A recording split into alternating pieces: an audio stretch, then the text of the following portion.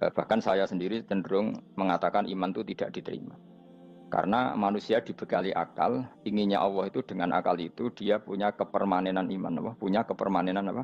Iman, dan dengan itu dia imannya mujma'aleh, mesti diterima oleh Allah Subhanahu wa taala karena binna dari soheh dengan logika yang benar. Dan logika yang benar itu gampang sekali. Beberapa ulama tentu tahu sekali, bukan sekedar tahu sekali karena itu diajarkan Allah dan Rasul. Misalnya begini, kata Allah, saya kalau baca ayat-ayat ini itu sering nangis karena Allah yang Tuhan itu sebenarnya tidak butuh kita. Seorang lagi, Allah yang Tuhan itu tidak butuh kita, juga tidak butuh iman kita. Tapi Allah ingin hambanya itu berakal ya, karena agama itu liqaumi yaqilun, sehingga berpikirnya benar. Misalnya gini kata Allah.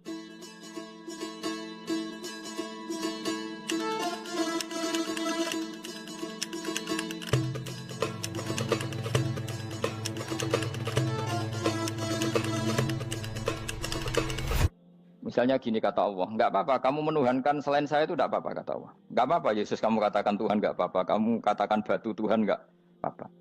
Tapi tolong prosedur ya, prosedur atau persyaratan menjadi Tuhan itu kamu lengkapi, yaitu punya prestasi menciptakan langit dan bumi. Kalau tidak semua urun semen kata Allah, sementing urun gitu. Jadi sebetulnya itu kan rasional. Misalnya enggak apa-apa kamu merasa jadi presiden atau gubernur atau jadi wali atau jadi apa, yang penting prosedurnya dipenuhi. Itu kayak apa Allah baiknya pada kita. Sehingga saya berkali-kali, makanya menurut saya orang alim itu wajib memaklumatkan kalau dirinya alim, supaya jelas aturan mainnya. Yang dilarang Allah itu kan memaklumatkan alim kemudian ingin hadun nafsi, ingin salam itu template dicucuk dihormati, itu kriminal. Itu orang alim gendeng, sudah gendeng sekali. Karena khasnya orang alim itu tentu cari ridhonya Allah, bukan ridhol khalqi, bukan ridhonya apa? Makhluk. Makhluk itu la syai', ada siapa-siapa. Dan kita harus baku seperti itu. Kenapa kalau orang alim nggak memaklumatkan kealimannya itu dikatakan salah? Karena fungsi orang alim adalah membawa bayinat, membawa ayat-ayat Allah, bukan kepentingan apa? Pribadi. Makanya Rasulullah nanti duka ngendikan idza zuharatil fitanu wal bid'u falyudhiril alim ilmahu wa illa fa'alaihi la'natullah wal malaikati wan nasi ajmain. Jika zaman akhir banyak bid'ah, banyak kebodohan, maka orang alim wajib menampakkan kealimannya. Jika tidak, maka dia mal'un, dilaknati langit dan bumi. Karena sebetulnya logika tentang Tuhan itu gampang sekali. Saya ulang lagi ya. Saya punya sekian contoh betapa tauhid itu mudah. Jadi kalau ada orang bilang ikhlas itu angel, Gus, ya dia sendiri goblok karena nggak tahu logika apa. Ikhlas itu justru gampang. Misalnya kamu ngamal demi manusia, manusia itu umurnya hanya berapa coba? Kan pasti mati.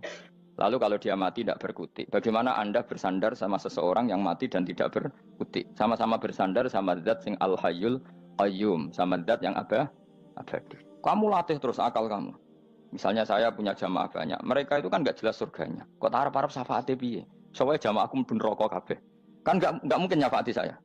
Atau mereka mlebu swarga kabeh, wis do sibuk kelon mbek widadari. Mungkin ya ndak ngurusi saya. Jadi dua kemungkinan itu sama-sama ndak ngurusi saya.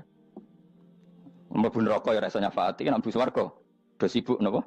Ngeloni widadari karena trauma di bocah elek, melarat macam-macam. Sehingga kiainya saja wis ora takok Gus nang ndi wis ora takok. Wis ribet dhewe no. Nah, tentu saya juga sibuk sowan pangeran sudah itu makom saya sudah sibuk sowan pangeran. Kowe pesta seks sing kula sowan pangeran. Wa swargame ayate pokoke inna ansa'ana gunna napa? Insa'a faja'alna gunna. Apa karo bar kelon dadi perawan neh berarti keloni serempet. Kula insyaallah melok daftar sing fa amma in kana minal muqarrabin farohu warihan. Jadi surganya muqarrabin itu enggak ada sifatnya. Di situ enggak dibakas bidadari, makan-makan enggak, tapi farohu warihan. Satu surga yang sifatnya rohani. Karena enggak bisa disifati. Tapi saya daftar di situ ya hanya beberapa jam, baru gue gabung kon. Sawangane kok taruh rasane wong ayu juga keberatan. Ya tapi saya tentu punya dua kelas, saya punya kartu premium dan ekonomi. Saya enggak tertarik lah daftar yang premium dok, nanti repot apa. Saya itu sering nangis kalau baca ayat seperti ini. Bagaimana Allah yang Tuhan kemudian tidak butuh apa-apa, tapi Allah saking baiknya itu membuat tatanan logika kita. Saya tidak akan bosan-bosan sampai sowan Allah. Bahkan andaikan saya masuk surga dengan faham ini, saya milih faham ini. Karena faham ini itu menguntungkan agama. Li'ilai kalimatillah. Sementara masuk surga itu hadun nafsi. Banyak ulama mengatakan, kenapa Anda tidak ingin mati? Padahal Anda mati masuk surga. Katanya, saya takut kehilangan momen sujud. Karena sujud adalah hak Allah. Sementara surga itu hakun nafsi. Keinginan saya. Tentu saya mendahulukan hak Allah ala hakin nafsi. Itu makam-makam yang... Dan itu nggak bisa Kamu copy paste. Orang yang pada kelasnya akan merasakan seperti itu. Dan kamu tidak perlu minat, malah paham. Jadi sudah dengar saja, apa? Dengar saja. Begini misalnya, saya berkali-kali bilang, kenapa ulama dulu, saya ini kan di Sarang juga ngajar tauhid, dulu saya ngajar kubrul yakiniyat, di beberapa madrasah, termasuk di Sidogiri saya juga ngajar tauhid. Di sini saya ngajar tafsir, tapi yang saya titikkan juga tauhid. Begini, saya hidup di dunia ini, terutama saya memang ingin menerangkan tauhid, sebagaimana Allah menerangkan. Begini ya, Jubair bin Mut'im, saya tidak bosan-bosan cerita ini, Jubair bin Mut'im itu termasuk dahiyatul Arab, cerdas-cerdasnya orang Arab. Dia ditunjuk sebagai negosiator untuk membebaskan Asra Badrin, tawanan perang Badar yang kalah dan ditawan Rasulullah dan para sahabat. Kemudian harus ditebus dengan uang. Oke, disepakati terus. Singkat cerita Jubair bin Mut'im itu datang ke Madinah. Dulu karena tidak ada hotel, tidak ada penginapan, ya memang nginepnya orang musyrik itu di masjid. Ya sehingga itu lazim saja. Kamu tidak usah jadi liberal kemudian bilang musyrik boleh di masjid, ya tidak perlu seperti itu. Kamu juga tidak perlu goblok mengatakan nggak ada ceritanya orang musyrik nginep di masjid karena ya ada tarehnya seperti itu. Jadi tidak perlu goblok, ya tidak perlu liberal. Paham ya? Kalau kamu bilang, wah nangono wong musyrik oleh nginep di masjid, kamu liberal. Padahal konteksnya karena sejarahnya pernah ada. Milih di goblok apa liberal? Apa milih jelas? Enggak milih aja, ngaco aja. 01 apa 02 apa 00. Milih mana? Goblok, liberal, enggak milih. Nah, ketika Jubair bin Mut'im itu datang, delalah Nabi itu sholat maghrib ngimami. Nabi baca surat Wattur wa kitabim mastur fi rabbim mansur wal baitil ma'mur. Kemudian di pertengahan surat At-Tur itu kan ada ayat yang menurut saya itu sangat bagus. Sehingga di kamar saya, di rumah saya itu tak figur ayat itu. Bahwa kita harus dilatih berpikir. Kata Allah memulai argumentasinya, am khuliqu min ghairi syai'in. Apakah kejadian alam raya ini seisinya tentu diciptakan tanpa sebab. Misalnya begini, alam raya ini kata orang nihilisme atau komunis atau orang-orang paham nihilisme, itu kan dimulai dari ketiadaan. Logika ini kan goblok sekali. Berarti kalau alam ini kadung wujud, kamu kan tahu kan langit bumi sekarang kan wujud. Ya, langit bumi sekarang kan jelas wujud. Berarti logikanya adalah al-adamu yakhluqu makhlukon, sesuatu yang enggak ada menciptakan sesuatu yang itu kan aneh. Di mana-mana al-adam ketiadaan itu tidak mungkin yakhluqu syai'an atau yu'athiru syai'an. Di mana-mana ketiadaan itu tidak mungkin mengefeki sesuatu yang ada. Wong kamu sebut tidak ada itu berarti tidak mungkin bisa berbuat apa-apa karena namanya tidak ada. Sekarang alam raya ini dimulai dari ketiadaan. Terus kamu simpulkan sesuatu yang enggak ada menciptakan yang ada, itu gendeng apa enggak? Oh, gendeng sarap itu. Orang usah dipatahin wong gendeng, sebarno yang mau mati dewi. Jadi makanya Quran menanyakan mereka, am khuliqu min ghairi syai'in. Apa alam yang kadung wujud ini kemudian disebabkan oleh sesuatu yang tidak ada? Lalu kalau sesuatu yang ada pasti diwujudkan oleh yang ada. Nah, karena yang ada ini pencipta harus berstatus super. Nah, super ini oleh ulama disebut wajibil wujud. Maka Allah bersifat super, wujud yang paling prima, yang kausa prima. Karena pencipta tentu kelasnya harus di atas yang diciptakan. Makanya disebut, ulama dulu menyebut Allah itu apa? Wajibil wujud. Karena pencipta tentu lebih dahulu. Maka harus disifati awal atau qadim. Awal atau qadim. Kayak apa Allah mendidik kita? Am khuliqu min ghairi syai'in. Terus Allah bilang gini, ya gak apa-apa, yang menciptakan gak saya, gak apa-apa kata Allah. Tapi amhumul khaliqun, kamu saja yang menciptakan, gak apa-apa. Tapi syaratnya kalian juga harus merasa pernah ikut menciptakan langit bumi. Am khalaqus samawati wal ardh. Jadi, enggak apa-apa kamu merasa Tuhan, enggak apa-apa. Yang penting kamu merasa ikut nembok langit, ikut ngecor apa? Langit. Jadi pokoknya ikut bikin. Terus kata Allah, bala yukinun, kamu tak suruh merasa menciptakan langit bumi, kamu juga enggak merasa iya. Memang ya mereka merasa enggak kan? Akhirnya Jubair bin Mut'im saking enggak kuatnya. Am khalaqus samawati wal ardh bala yukinun amin dahum khuzun. Sama Allah dibombardir seperti itu. Dia datangi Rasulullah, ya Muhammad, logika itu tidak meninggalkan akal saya. Matarok tali akli nasian. Akal saya habis Muhammad. Saya iman saja. Saya tidak cukup punya logika untuk melawan argumentasi ayat yang kamu baca. Saya iman saja. Terus iman. Makanya kalau ada logika nihilisme bahwa sebelum alam ini adalah ketiadaan, lalu pertanyaannya bagaimana mungkin ketiadaan menciptakan yang ada? Di mana-mana ketiadaan itu la yu'atsiru syai'an wa la yakhluqu syai'an. Jenenge wae tiada. Tiada itu ya enggak ada fungsinya, ya enggak ada efeknya, enggak ada prestasinya. Ya pokoknya namanya enggak ada ya enggak ada. Nah, ini penting saya utarakan. Terus di sini Allah mengulang lagi, enggak apa-apa yang lainnya kamu katakan Tuhan jadi mitra saya enggak apa-apa. Tapi tolong kata Allah, aruni madza khalaqu minal ardi, tunjukkan ke kami prestasi dia ikut bikin bumi. Kita tahu misalnya Yesus, Isa lahir di bumi. Bumi sama Yesus dulu mana? Dulu bumi, dia lahirnya di bumi. Lalu dia melata di bumi, jalan-jalan. Kemudian dia mengatakan ini bumi Tuhannya saya. Jadi bumi kok enak, dhisik aku sih. Tua aku sih, bodoh-bodoh pangeran aku dong. Lebih apa? Tua. Jadi Allah itu gampang sekali. Nah sekarang orang iman itu kuat semua. Makanya ndak wali-wali. Imane mbek Allah taklid, njaluke aneh-aneh, njuk bojo ayu, sugih, jabatan. Bela Allah secara hujah aja enggak pernah, sudah minta. Makanya kita hidup di zaman yang saraf masal. Lho kula njaluk pangeran akeh-akeh kuwi, coba kamu bela Tuhan tuh pernah bela apa? Bela Tuhan tuh gampang dengan argumentasi al-hujjah yang supaya agama ini tamkin fil ard, benar-benar mapan dalam logika. Yaitu tadi di mana-mana yang namanya sebab itu amrun wujudiyun, di mana-mana sebab itu sesuatunya harus wujud. Paling tidak kita sudah menolak nihilisme. Apa? Nah, nihilis. Lah wujud karena wujud awal harus berstatus prima. Lah prima itu dalam bahasa ulama disebut wajibil wujud. Makanya ulama dulu ngelatih kita itu pertama Allah itu siapa? Zat sing wajibil wujud. Itu satu filosofi yang luar biasa. Nah, kemudian setelah itu ada setan-setan kecil yang nganggur, yang iseng. Nah itu nggak usah kamu perhatikan. Tinggal delok TV, ngopi, terus tinggal nyate kelata. Enggak saya tamak, pingsan deh.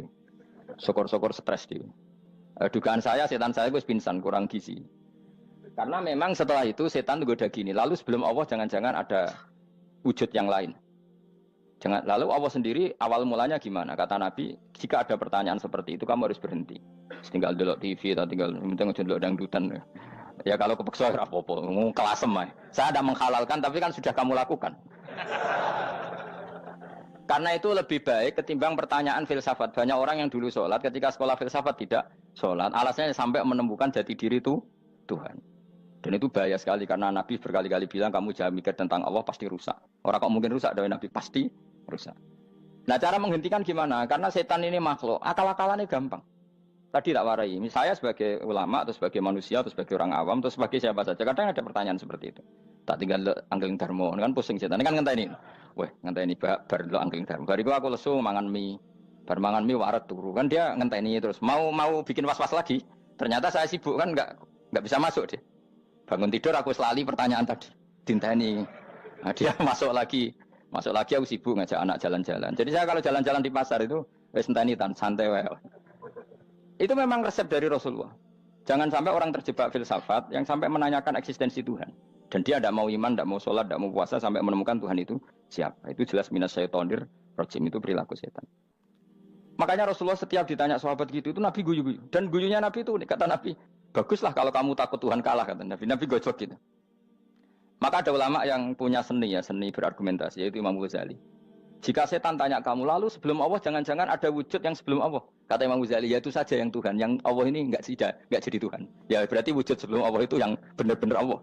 Kalau kamu bayangkan lagi, jangan-jangan sebelum itu ada wujud lagi. Ya itu saja yang benar-benar Allah. Sehingga tetap Allah itu menang terus. Paham ya? Yang jelas jangan sampai didahului Adam. Karena kalau didahului Adam lebih ngeri lagi. Karena sesuatu yang enggak ada menciptakan yang ada. Itu lebih buruk lagi menurut akal. Menurut apa akal? Daripada kamu nggak salim Imam Ghazali, tinggal saja ndelok. Tadi ndelok sinetron. Itu yang lucu aja. Ndelok sing lucu-lucu. Ndelok apa? Mencari Tuhan. Pokoknya sing aneh-aneh, sing goblok-goblok, sing lucu-lucu, sing perane wong apa? Lha saya sering diprotes saya. Gus Salim jenengan kok sering ndelok sinetron sing ana dialog wong goblok-goblok. Wong goblok ku menarik cara kula. Apa ya? Cara pandang itu di luar dugaan saya karena kula berkali-kali lho kalah wong goblok. Jadi makanya ini tak cerita nih, beberapa kali yang jari Gus Wak cerdas, berkali-kali kalah sampai goblok. Ada seorang santri itu ingin dibelikan bapaknya itu sepeda motor. Bapaknya wong desa, senengane ngrumat sapi wedhus. Lah menurut saya ya orang tuanya itu mampu lah, sangat mampu untuk beli itu. Pak mbok ditukokno mawon wong sepeda motor. Kata bapaknya, "Anakku nu jok mondok tak goblok, Gus." Wong njaluk kok sepeda motor, njaluk mobil ora ya goblok. Lah kok goblok, Pak? Jenenge donya iku Gus, sing lahirno donya kok sapi ku ndek anak, wedhus ndek anak jenenge donya. Di mana-mana jenenge donya sing lahirno donya. Iki donya kok mangan donya. Mergo motor iku kan tuku bensin, mobil. Iku cara dekne iku goblok Gus. Batin berarti kabeh kiai goblok perkarane tuku donya sing ngentekno donya. Cara dekne donya iku sing lahirno donya. Batin kok pinter iki batin. Untungnya saya ini ulama ya, ahli tafsir ya malu. Saya kalah itu ya malu. Tapi saya sebagai orang objektif fair, itu teori benar apa? Jadi donya itu ya sing lahirno donya. Donya kok mangan donya iku goblok. Untungnya dia dengan saya itu jaraknya 5 kilo 7 kilo karena 7 kilo. Lala dia diterkon sepeda motor, aku tetap mau kalah. Pak, nanti jalan kaki saja. Karena kalau pakai motor ini kegoblokan kata saya. Terus mendingan nih, loh Gus mau kalah tadi.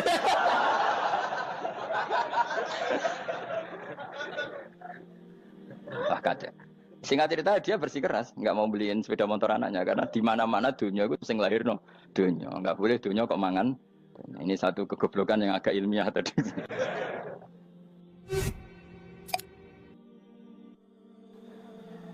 Nah, Imam Asy'ari juga ngalami hal yang sama. Imam Asy'ari itu punya, kita kalau ahli sunnah kan dua partai ya. Ya dalam ahli sunnah itu hanya ada dua partai juga. Kalau nggak Asy'ari ya Maturidi. Ya, dan sama-sama alim. Ya kalau terpaut ya paling 5%, 7% ya. Kealimannya Asy'ari dan Maturidi.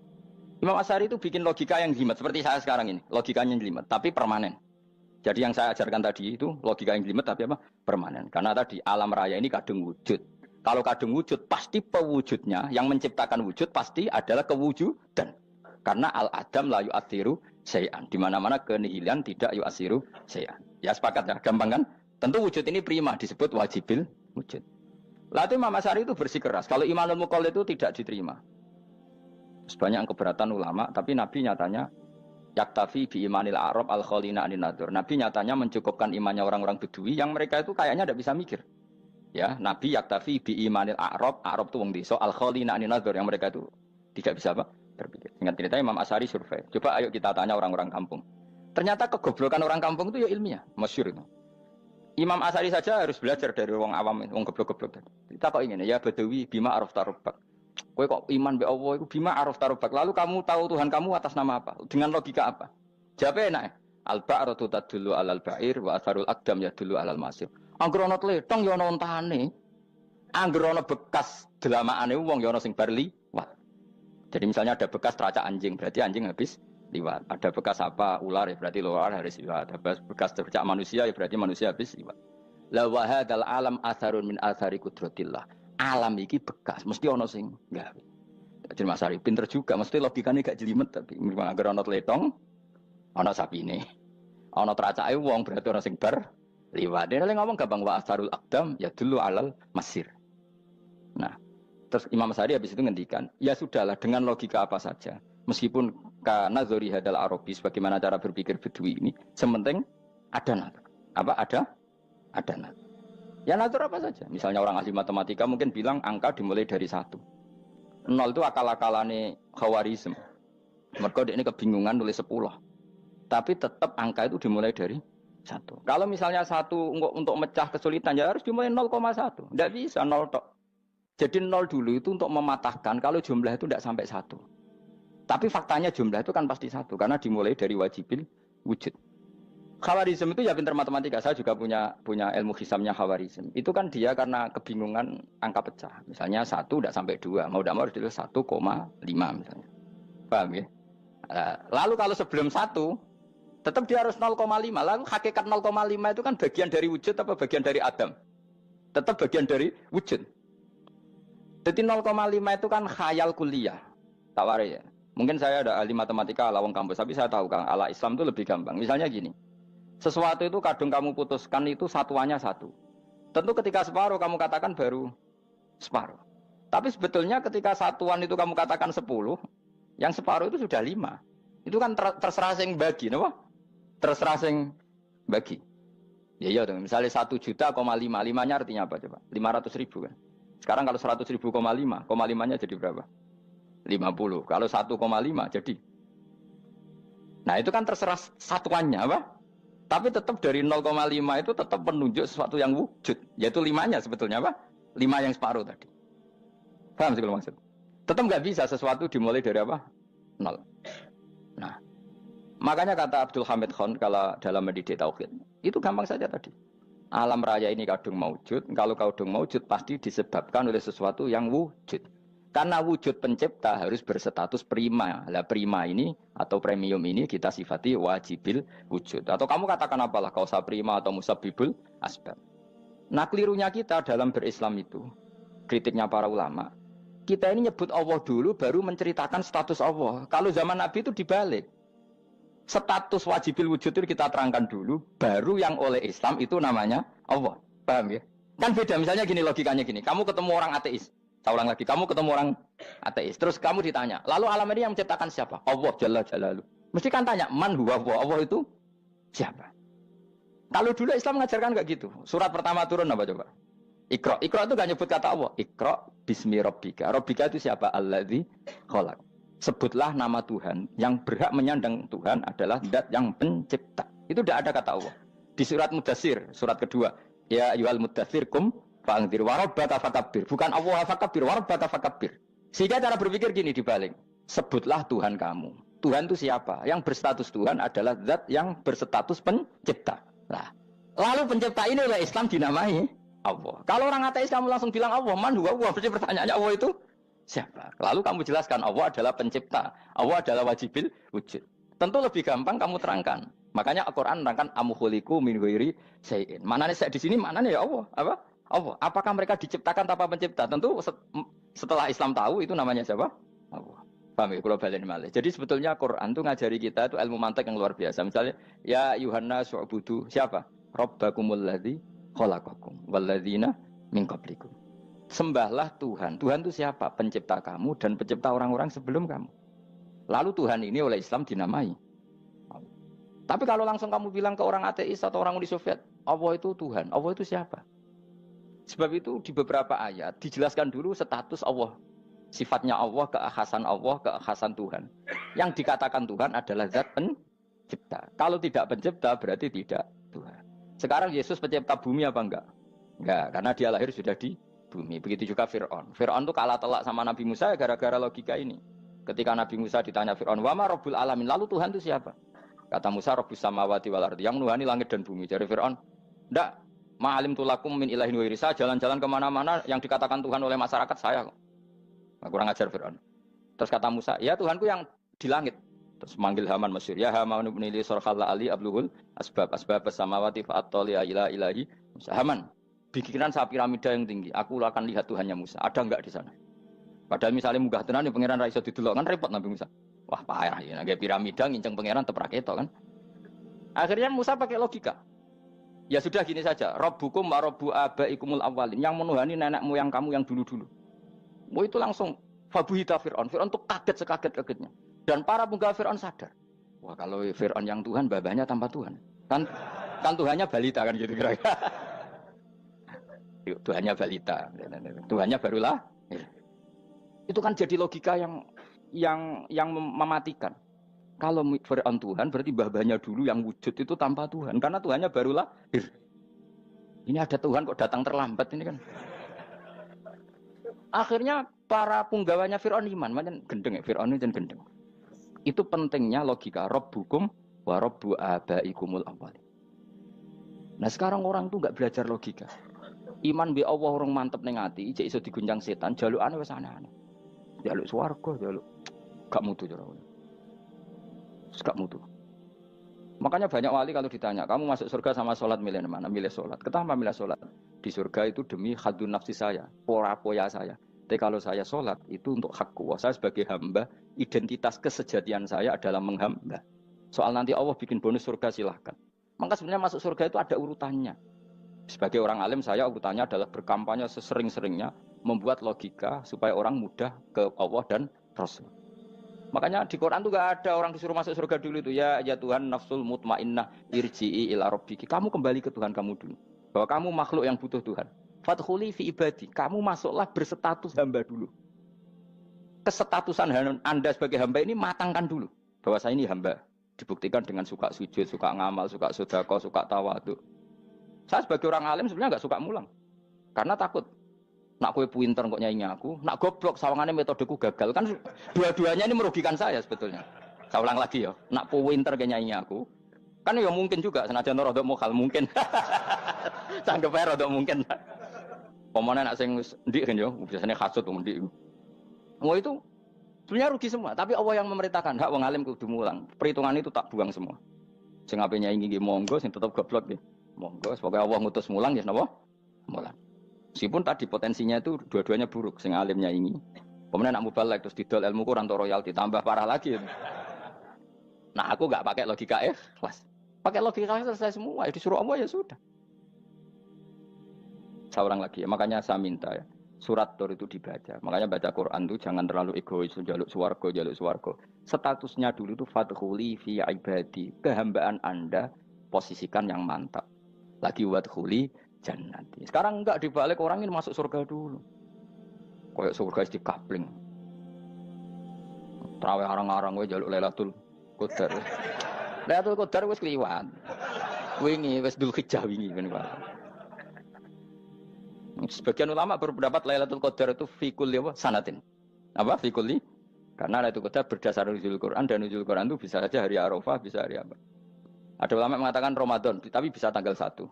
Nah, kamu kan pemalas, ikut yang partai 21, 23. Karena kan wis akhir-akhir kan wis enteng. Sebenarnya Anda milih 21 berdasar ilmu apa berdasar enak anak terbatas waktunya kan? Kan lebih sempit, apa? Lebih apa? Sempit. Ya saya ulang lagi ya. Jadi Allah kalau mengajarkan hujah itu gampang sekali ya. Tadi amkhuliku min ghairi syai'in. Enggak apa-apa saya ada Tuhan kata Allah. Tapi kamu harus punya logika. Alam raya ini diciptakan tanpa pencipta.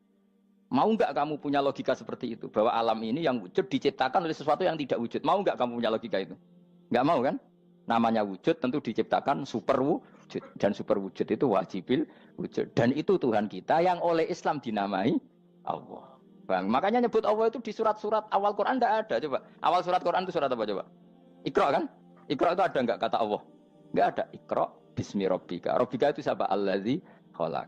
Surat Mudatsir sama. Ya ayyuhal mudatsir qum fa'anzir wa rabbaka fakabbir. Ya sudah seperti itu. Ya ayyuhan nasu ubudu rabbakum. Rabbakum itu siapa? Allazi khalaqakum.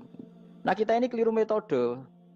Pemene wong tukang wiridan Allah. Tapi ora roh Allah ku sing sapa? Ya dia Allah. Dia nyifati Allah mau sing ngekei swarga, sing ngekei duit, sing ngekei widadari. Jadi Allah disifati sesuai selera yang menguntungkan dia. Bahwa Allah ini yang ngampuni saya, kemudian saya masuk surga, kemudian ngeloni widadari. Makanya kalau dia jadi wali tak demo, tak laporkan MK. Suluh. Karena ini wali pecundang. Bagaimana mungkin calon wali pikirannya khadun nafsi? Kalau lama agak gitu, mendikan Allah itu zat paling penting di dunia. Maka akan saya maklumatkan di dunia bahwa orang kembali ke Allah. Caranya gimana? Akan saya kenalkan Allah lewat logika. Caranya apa? Kita sifati wajibil wujud. Kita sifati Rabbukum wa Rabbu abaikumul awalin. Dengan sifat-sifat yang semuanya mengarah ke dikjayaan Allah Subhanahu wa Ta'ala. Itu jenenge kowe bener-bener ulama. Itu disebut bal wa ayatum bayyinatun fi suduril ladzina utul ilm. Makanya ulama itu orang yang luar biasa. Sampai disebut innama yakhsyallaha min ibadihil ulama. Ahli ibadah itu rapati wedi pangeran.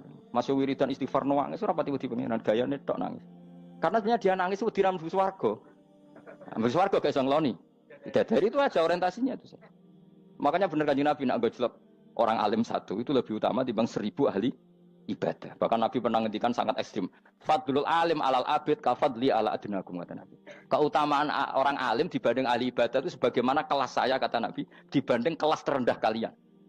Padahal Nabi dengan Abu Bakar saja jaraknya sangat jauh. Itu kata Nabi fadlul alim alal abid kafadli ala adnakum. Keutamaan orang alim dibanding orang abid sebagaimana keutamaan saya dibanding sahabat paling rendah. Karena tadi abid itu ada oportunisnya. Tapi kamu jangan benci abid ya. Karena kamu ya orang alim, orang abid. Saya saja yang kritik. Saya yang tanggung jawab di depan Allah. Orang abid itu kadang kan wiridan nganti nangis. Pikirannya apa coba? Wis rasakno mungkin apa wiridan pikiran aja. Di sepuro dosane. Terus apa kan? Mlebu swarga. Terus apa kan swarga? Aku takut. Saya aku takut ayo sing ape mlebu swarga apa kegiatan? Rencana pertama ya, Pak.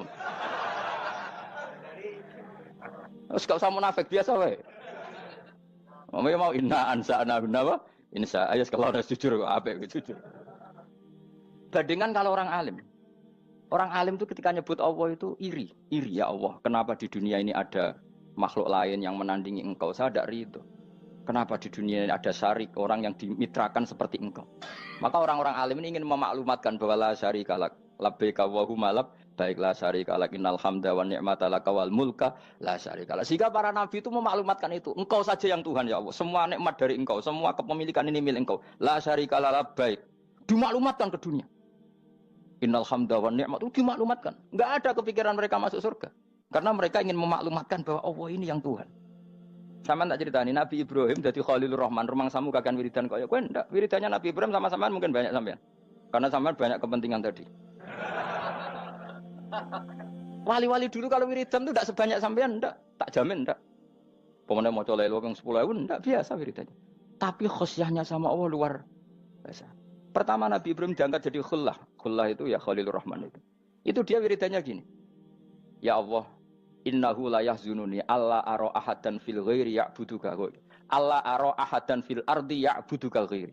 Sama saya hafal tadi. Memang saya hafalkan. Ya Allah, saya ini susah sekali. Kenapa zat sepenting engkau, kemudian yang menyembah engkau hanya saya? Ini tidak fair. Makhluk yang enggak penting saja punya umat. Makhluk-makhluk yang enggak penting aja jadi pusat perhatian. Misalnya artis atau presiden atau gubernur atau tokoh top. Semuanya jadi presiden. Padahal semuanya itu makhluk yang enggak sepenting engkau. Ini zat yang sepenting engkau, kemudian yang tahu kalau engkau penting hanya saya, ini tidak fair. Nangis dan nangis. Ini tidak fair. Innahu la yahzununi alla ara ahadan fil ardi ya'buduka ghairi. Saya ini susah Gusti, susah sesusahnya. Zat sepenting engkau, kemudian yang tahu kalau engkau penting itu hanya saya. Wah ini tidak fair. Loh, coba kalau orang mencintai sesuatu kan gitu. Misalnya kita bojo ayu, kemudian wong liya kabeh darane elek, mangkel ora? Mangkel enggak? Kamu beli Alphard. Kamu kira itu mobil mewah. Kemudian orang nyejajarkan podo mek keri, mangkel enggak? Semua kenikmatan itu kita nikmat karena itu diakui ya enggak?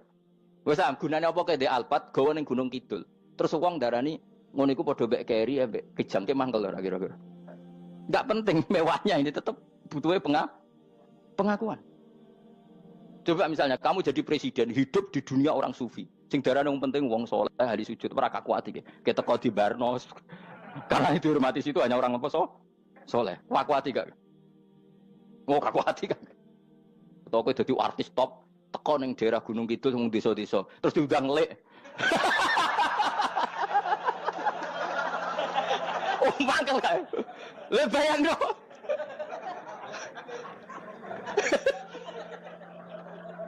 Oh, kamu menteri top, menteri BUMN bareng dolan itu iso diundang lek. Matus walang lek ngono. Oh, mangkel. Karena orang keren itu butuh pengakuan apa? Wes misalnya di bojo ayu terus wong liya kabeh darane eleke mangkel gak? Sebetulnya orang merasa nikmat itu karena pengakuan. Bayangkan andekan orang itu melihat Alphard itu tidak wow. Orang punya Alphard gagah enggak? Oh enggak gagah. Kalau orang lain enggak bilang apa? Oh. Ya mau misalnya digoning desa terus ana wong desa nganggep kok model tepak terus saya mau badhe numpang wedhus kula angsal Pak. Kagak ati. Habis kan. Makanya branded itu harus dimaklumatkan. Nah itu bayangkan Nabi Ibrahim. Zaman itu ada Raja Namrud yang dipuja-puja, ada orang kaya dipuja-puja. Kemudian engkau yang Tuhan, pemilik langit bumi, enggak ada muja-muja engkau. Ini enggak fair ya Allah. Nangis. Orang kok kowe eling pangeran sak jam, swarga Gusti. Dasar gak bakat wali. Terus saya itu pernah kangen Nabi Ibrahim itu sampai nangis dan itu saya tidak berdoa. Semua yang terkait Nabi Ibrahim itu saya baca. Mulai surat Quran, tafsir tentang Ibrahim. Dan sampai saya di Kudiro di Tadbir Allah pernah ziarah ke makamnya Nabi Ibrahim. Itu saya hampir gak pernah doa. Saya isek. Ya karena tadi. Ketika Nabi Ibrahim nangis-nangis gitu, ya Allah ini tidak fair. Engkau zat terpenting di alam raya ini. Kemudian gak ada yang menuhankan engkau. Gak ada yang merhatikan sama ini tidak fair. Susah sekali. Karena yang tahu engkau Tuhan itu saya tok. Masyhur itu sama Allah. Karena Ibrahim nangis-nangis itu terus sama Allah diterbangkan ke langit. Disebut wagadhalika nuri Ibrahim malakutas sama. Di langit ada jutaan malaikat sujud, jutaan malaikat rukuk, jutaan malaikat baca tasbih. Nabi Ibrahim oke Gusti kalau gini ya benar ini baru benar kata-kata. Makanya terus Allah dengan keangkuhannya, karena Allah punya sifat angkuh dan itu sah walahul kibriya. Kan sifat angkuh baik untuk Allah tapi tidak baik untuk makhluknya dan Allah dengan sifatnya walahul kibriya. Kata Allah, kalau nasihati para nabinya, kamu tidak usah susah. Jika di bumi jarang orang nyembah saya. Innalladzina 'inda rabbika yusabbihuna lahu bil-laili wan nahar wa hum la yasamun. Kamu tenang saja. Orang yang di sana di langit-langit itu maksudnya para malaikat itu bertasbih siang dan malam. Wa hum la yasamun dan mereka tidak berhenti-henti, tidak bosan-bosannya bertasbih. Jadi nabi itu baru terhibur kalau yang diidolakan itu keren. Itu nabi, itu wali kutub, itu wali. Kamu enggak nyebut Allah itu sebenarnya kamu kan enggak ingin kan bangun malam ingat Allah berhubung utamu akeh terus Allah mbok libatno mbok nyaur kan sebetulnya itu kamu ingin jadi bupati sebenarnya kamu enggak kangen Allah kamu ingin jadi bupati terus Allah mbok jak koalisi kan gitu terus malam-malam Allah Ya Allah ini hambamu ya Allah minta ini. Sebenarnya kamu kangen Allah apa kangen keinginan kamu? Ya, terlalu menyindir banyak orang ya. Maksudnya ini cerita saja. Ya sudah ini kayaknya kok banyak yang tersindir tapi ini kan ngaji. Yang ngaji itu harus naik kelas. Ya sudah tidak usah diteruskin kok banyak yang tersinggung. Ya sudah tidak usah diterusin. Walau akhidu mau mengalap sapa Allah anas saya manusa bima kan perkara kasab bukan nglakoni sapa anas. Minal ma'asi sing pira-pira maksiat. Mataroka. Mongko ora ninggal sapa wa taala dzuri ing atase dhuwure artayil ardi min dabatin saking kewan apa wae. Nasama tegese kewan tadubu kang melata pun nasama alih ing atase arat. Kalau saja Allah ingin merusak manusia karena dosa-dosanya, pasti tidak disisakan beberapa sesuatu yang jadi kebutuhan manusia, termasuk dabam, misalnya nggak ada hewan, nggak ada tanaman, nggak ada apa saja di bumi, karena Allah ingin mengadab manusia. Tapi nyatanya di balik mereka maksiat, tetap fasilitas kepentingan manusia ada, karena sifat ghafurnya Allah, sifat rahmannya Allah. Walakin akhiru tetapi ini ngakhirna sapa wa hum wong akeh ila ajalin temu kamaring batas musamman kang wis ditentokno. Ayo mil kiamat tegese dina kiamat. Faida aja mengko nalikane teko apa ajalum ajale wong akeh fa inna wa. Mongko satuna wa taala iku kana ana sapa wa bi ibadihi kan kaulan wa basiran dat sing mirsani. Fa jazi mongko males sapa wa ing wong akeh ala amali ing atase wong ngamale wong akeh. Carane ngemales Allah tentu profesional atau prosedural bi isabatil mukminin kelawan ganjar wong mukmin wa iqabil kafirin lan nyiksa wong kafir. Ya jadi Quran itu gunanya ya membuat logika yang benar supaya orang itu menghindari kesalahan. Jadi menakut-nakuti itu kalau nggak harus tentang neraka, takut dari kesalahan, takut dari kebodohan. Kan kita juga takut kan punya pemimpin yang salah, takut punya kasus, takut kepleset. Ketakutan tidak harus dari neraka. Makanya saya berkali-kali bilang, saya sering dulu dinasihati Mbah Mun, enak kena alim, ojo sering maca tafsir, mari goblok dari Mbah Mun. Maksudnya mari goblok itu gini, mufassir itu manusia, kadang dia itu satu ayat umum, dia mendiktekan ke satu kasus, padahal kasusnya lebih umum. Makanya berkali-kali sama nani umpomong ini, contohnya ini, karena nanti itu mengikat. Misalnya gini ya, saya ulang lagi ya, ben gayamu kayak wong alim. Coba andekan kapasitas Anda itu RT, minta jadi presiden, itu ngelama apa doa? Tidak jawab saja. Ngelama. Jatah kamu untuk azab, kok jaluk Lailatul Qadar, ngelama apa Anda? Mestinya jalukmu orang untuk azab itu bagus. Paham ya? Banyak ulama diajak istisqa gak mau. Banyak itu ulama. Ayo istisqa kita karena sudah lama gak hujan. Kata ulama tadi, jatah kita ini kena hujan batu dari langit. Gak hujan batu sudah bagus, gak usah minta. Ulama macam-macam. Lah rai-rai ngene iki pantes entuk Lailatul Qadar apa entuk adab aja. Orang entuk adab wis bagus. Ya dadi dongane ya Allah. Ampun jenengan siksa la tu akhidna. La tu akhidna maknane njuk Lailatul Qadar apa ora disiksa. Ya makam kita itu masih Rabbana la tu akhirna. Iku supaya gak disiksa innasina waktu kalau kita salah. Kowe kan gak kalau. Wah sudah salah. Jadi donga innasina waktu sange apikane pangeran wae ditambahin. Kalau kita salah. Kalau kita kan sudah ada kalau lagi sudah. Sudah jelas salah berkali-kali lagi. Mbok wong diisin.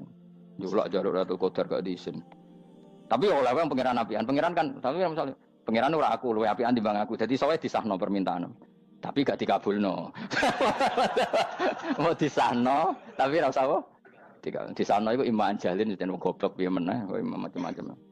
Makanya doa paling fair itu ya Rabbana dzalamna anfusana wa lam taghfir lana wa tarhamna lanakunanna. Makom kita itu di sepuro pangeran. Sing bener donga wong tarawih lho ning Tuban ning Jogja wis bener apa innaka afuwun karim tuhibbul afwa fa'fu anna. Ora ana guru-guru kita donga, ya Allah anilna lailatul qadar ya Allah. Ka ora sarahku kiye kita ora ana ngajarno ngono ya Allah innaka afuwun karim tuhibbul afwa fa'fu anna. Jenengan kandat sing kathah nyepurane lan seneng nyepuro impun jenengan sepuro. Iku wis bagus sudah. Udah bagus. Ora lailatul qadar kira-kira delok srengenge. Terus delok angin. Angger daerah Gunung Kidul banter terus aneh-aneh. Mbok wong tahu diri, maksud kula nggih tetep minta Lailatul Qadar tapi tahu diri. Misalnya suwe bar sedekah, poso bar salat 1000 rakaat terus utang mesti sahur. Ambek togo-togo sing mbok dolimi jaluki sepuro. Pas kowe tenan mergo wis ngrasa ora dolim, nduk Lailatul Qadar. Tapi kira ngrasa ora dolim wis ujug sombong. Wong sombong ora berhak meraih. Lah terus piye Gus? Ora piye biasa wae, pokok biasa wae. Makom kita ora kena adab itu sudah luar biasa. Ora penuh adab piye. Wis ngene iki luar biasa, napa? Luar. Mun nang ngandel kula. Wis ngene iki keadaan seperti ini terus. Soale dongane wae Rabbana la tu'akhidna in nasina wa akhtana. Itu jadi itu sudah luar biasa. Nah, ini kan teruskan dawuh Mbah Mun ya. Misalnya Allah bilang gini, fattaku, maka takutlah kamu. Biasanya mufasir ditambahi minan nar, maka takutlah kamu masuk. Sebetulnya yang perlu dihindari dari kita, takut itu ya, takut salah, takut bodoh, takut terdolimi, takut mendolimi orang lain, takut hidup tidak ada gunanya. Tapi mufasir tentu milih yang populer, takutlah kamu dari api neraka. Coba misalnya gini, kita nanti masuk surga. Kemudian zaman di dunia kita tidak pernah berkampanye ya atau berkontribusi untuk agama Allah. Cara saya itu izin. Kata Imam Malik, saya masuk surga. Kemudian orang yang mencintai saya masuk surga itu saya malu. Rasulullah juga gitu. Saya sebagai pemimpin umat, saya malu masuk surga. Dan satu dari umat saya masih masuk neraka. Jadi ulama dulu tuh ketakutannya bukan sekedar masuk neraka. Takut malu, takut bodoh, takut keliru, takut. Saya misalnya nanti masuk surga itu malu dengan saya tidak pernah ngajar tafsir Jalalain. Malu saya. Karena kalau tanya Allah, kenapa pun buswargo? Terus diberi swarga. Tapi kalau pernah baca tafsir Jalalain kan anak keren nih. Keren artinya saya pernah mengkampanyakan Quran, pernah mengkhidmai Quran, pernah ngitmai kitab engkau ya Allah. Saya pernah ngitmai umatnya Rasulullah, yaitu sampean kabeh. Pernah mulang, pernah sowan. Yo saat tiap bulan sowan jenengan gak sopan tapi. Mulane kira usah bales sowan rono malah ganggu aneh-aneh. Kadang santri yo pidol, wis diulang cek sowan. Orang tuh kiai kalau sudah di rumah tuh milik keluarga biar fair. Bermulang cek assalamualaikum. Terus kiai ini kagok keluargane ku kapan? Boyo mikir bocah ora karo-karuan. Jadi seneng ya di ilmoni, seneng ya di ilmoni. Saya ulang lagi ya. Nah, kata yang ditafsir itu sering tidak mengikat. Makanya kata Mbah Mun, baca tafsir itu dikurangi. Maksudnya dikurangi itu bukan apa-apa. Maksudnya tadi, kalimat yang ditafsir itu tidak mengikat. Yang mengikat itu yang kalimat di Quran. Nah, kalimat Quran itu umum, kenapa? Misalnya gini, Allah lalu gini, ikdilu, kamu harus berbuat adil.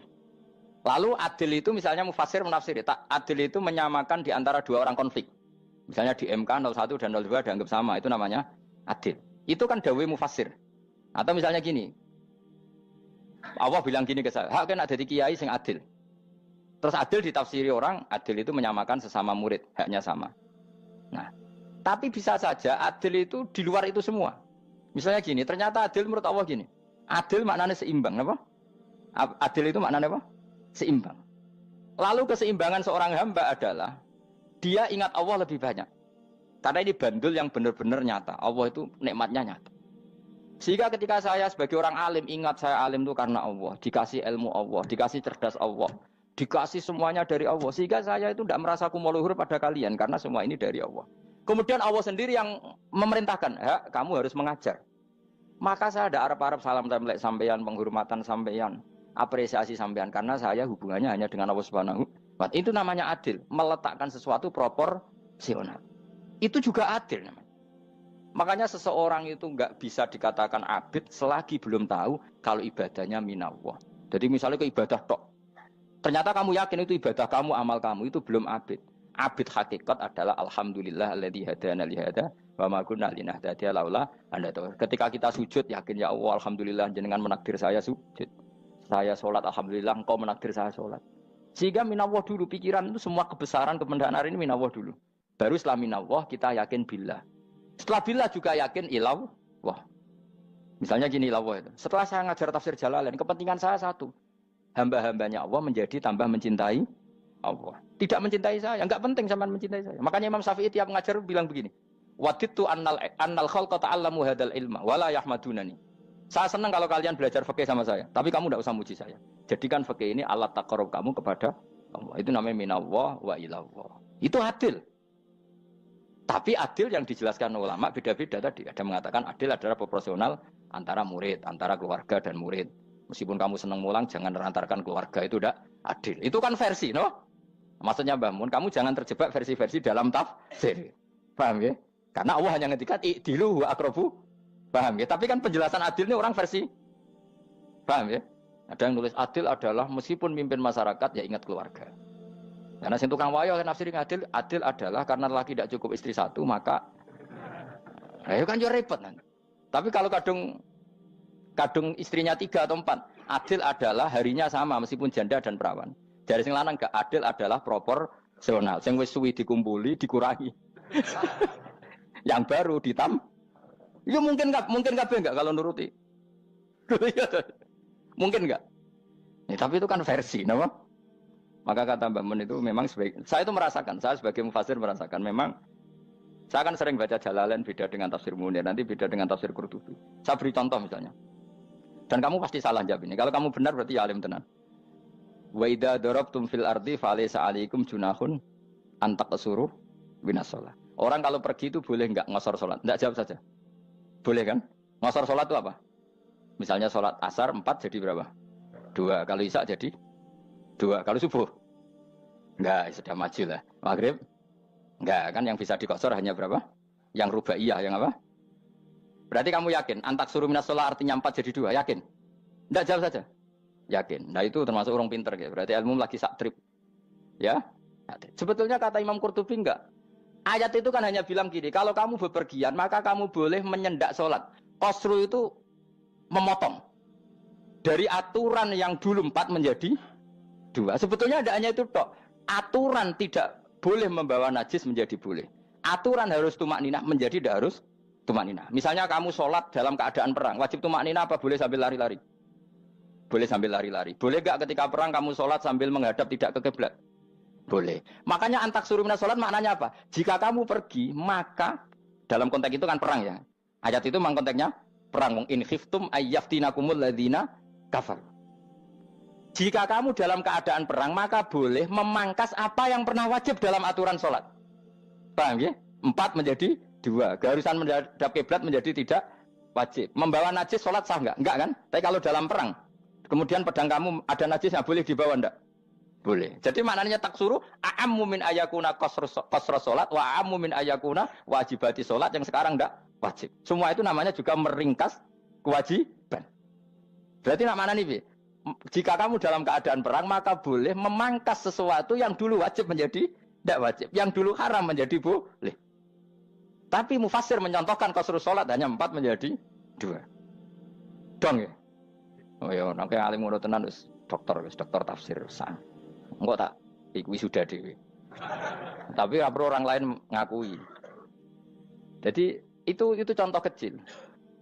Jadi mufassir karena kebetulan dia tahunya hanya qasru sholat itu 4 jadi 2, dia itu. Padahal di tafsir lain diterangkan qasru itu artinya menyingkat atau mencendak atau memangkas. Dulu wajibnya sholat itu nggak boleh bawa sesuatu yang najis. Tapi kalau sholat dalam keadaan perang dan pedang kamu ada darahnya, boleh nggak dibawa? Boleh. Bahkan Allah menyuruh dibawa. Dan boleh nggak madhep kiblat.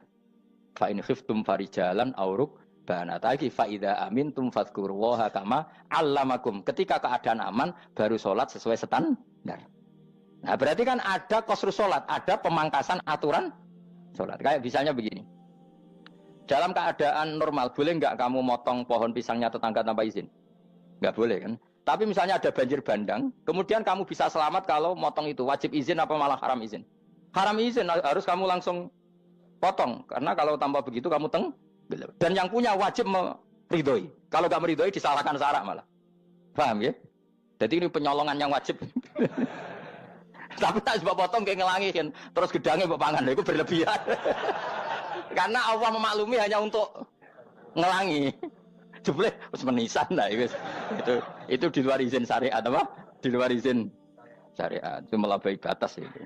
Syaratnya boleh itu ghairu baghiw wala famani turra itu darurat syaratnya ghairu baghiw wala dan tidak boleh melebihi batas. Ora ape ngetok gedange jupuk sik sing mateng dipangan terus diketok.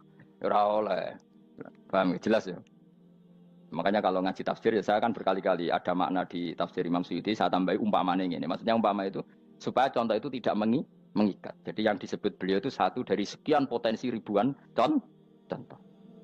Ya kayak tadi misalnya antak suruh minas sholah. Itu umumnya ulama membayangkan qasru sholat yang 4 jadi 2. Padahal enggak, maknanya meringkas aturan dari wajib menjadi tidak wajib. Bahkan sebagian aturan itu dikatakan haram, tidak haram. Itu tadi misalnya bawa najis atau teman kamu mau dibaca orang kafir terus kamu bilang, hei hati-hati, itu tidak batal kalau dalam sholat siddatil khauf. Paham ya? Jelas? Semaju lah. Malam terus likur oleh Lailatul. Soale wis gumen mbek wong-wong itu. Bingung ora ilmune wong-wong. Ma ungzira abahum lam yungzaru tegese ora den kei wedi sapa ngangge fi zamanil fatrah ing dalam zaman fatrah. Ya sama seperti ini. Orang tidak mendapat ingzar itu fi zamanil fatrah, zaman enggak ada rasul. Tentu tidak hanya itu tok. Ada rasul tapi orang itu jauh dari komunitas ulama. Itu juga termasuk orang yang tidak mengalami Ingdar. Jadi tidak mengalami ingdar bisa di zaman fatrah atau sudah ada rasul tapi dia jauh dari ulama atau jauh dari komunitas Islam. Itu juga komunitas yang tidak mengalami ingdar. Fahum mengkote wong akeh kaum iku khafidun lali kabehane imane sing iman parustilan bener. Ya, contoh paling gampang itu nak dawuh yai mesti bener itu loh. Kalau kamu ngaji tafsir Jalalain ya Yuhannasu budu rabbakum. An-nasu biasanya ditafsirkan kufaru Mekah, napa? Padahal di situ nas semua manusia apa kafir Mekah? Semua manusia. Cuma konteks dulu karena Nabi orang Mekah dan zaman itu yang diberi peringatan orang Mekah, Imam Suyuti bilang kufaru Mekah. Lah seperti itu kufaru Mekah mengikat apa enggak? Enggak kan? Enggak, karena yang dituruni Quran yo kafatal linnas. Tapi ya Yuhannasu di Jalalain sering ditulis apa? Kufaru Mekah. Nah, seperti itu tidak mengikat. Itu contoh saja, Pak. Contoh saja dalam konteks zaman itu. Paham ya? Jadi banyak, makanya tafsir itu sebenarnya enggak ngikat. Ya tapi yang ngomong gitu harus orang alim. Kalau kamu yang ngomong malah kacau. Kemudian ngomong sombong. Maksudnya kan manusia, saya juga manusia. Ngapain saya harus ikut? Ya sarap itu. Iku ora wis sombong saraf, no? Wis sombong saraf. Lakot hakko teman-teman fahum, lakot hakko teman-teman nyata apa alkaul apa titah. Wajib tegese wajib manane nyata al aksarihim. Ing atase akeh-akeh wangke bil adab. Lakot hakko teman-teman dadi nyata apa alkaul apa titah anane azab. Wajib tegese wajib apa adab al aksarihim bil adab fa mongko te wong akeh la yuminu ora iman sapa akeh. Il aksaru tegese utek akeh wong ora iman. Zaman iku Mas. Ya, maksudnya zaman iku. Tapi jengben mboten ngerti. Tapi yang mungkin ba'da Isa itu semua orang iman, tapi ya banyak yang setelah iman itu tidak bermanfaat lagi karena wis napa matahari terbit dari napa barat khina la yanfa'u nafsan imanuha lam takun amanat min qabl inna saat temen ingsun ujalna ga ingsun fi anaqihim ing dalem gulu-gulune wong akeh tak gawe aghlalan ing blengku bi ayu doma gambar bi antu doma gambar sento de kumpulno ilaha maring anak apa alai di tangan di anal gol la karon saat meneh wil iku yajma'u iso ngumpulno wil al yada ing tangan kal unuk maring geger maring napa gulu-guri lho jenenge unuk wong Arab nak darani kene ku unuk nak darani kene ku nakher. Ya cari wong Arab, ya kene iki unuk, kene iki nakher. Lah gulu niku ngeten, tangan ditakok teng napa? Napa? Gulu. Napa jenenge jenenge? Cidok niku cidokne. Sing guri-guri.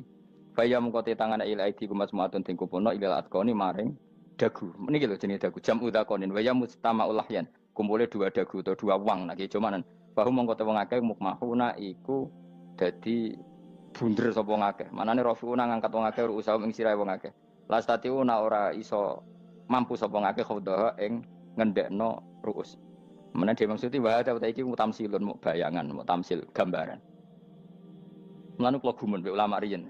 Tak contohno ya, nek ulama dhisik ku top. Wong dhisik nak darani bun neraka digludungno.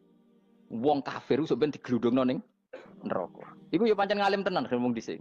Mergo gambarane ngene, ora usah praktekno sok ben, praktekno saiki wae. Nak praktekno sok ben kaya sok ben mlebu neraka. Dadi ngeten wong nak lungguh ngene, wong Arab nak darani iki ason-ason. Terus ngeten. Ngeten. Niki kan niki jenenge apa? Dengkul. Dengkul itu kena dagu, terus tangan kena cidok. Tadi ngeten. Jadi wong wis dalam keadaan bunder. Paham ya?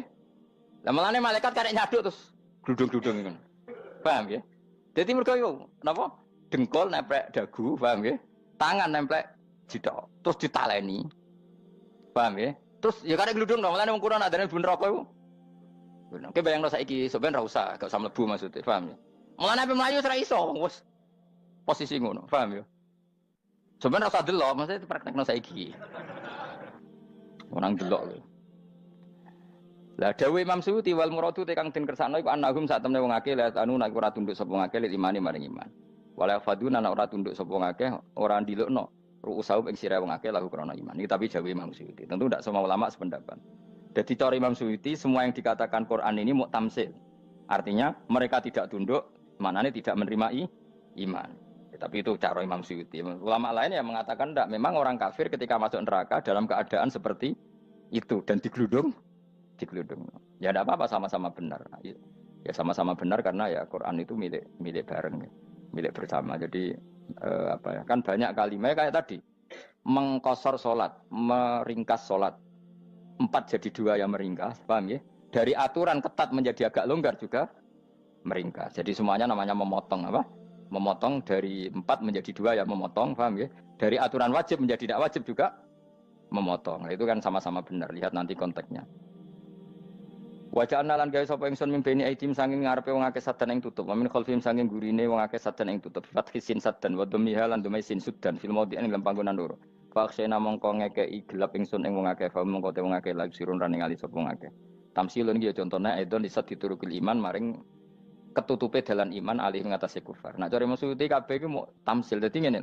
Dari depan kami kasih tutup, dari belakang kami kasih tutup, kemudian mereka saya kasih kegelapan. Maka mereka tidak tahu. Mananya apa?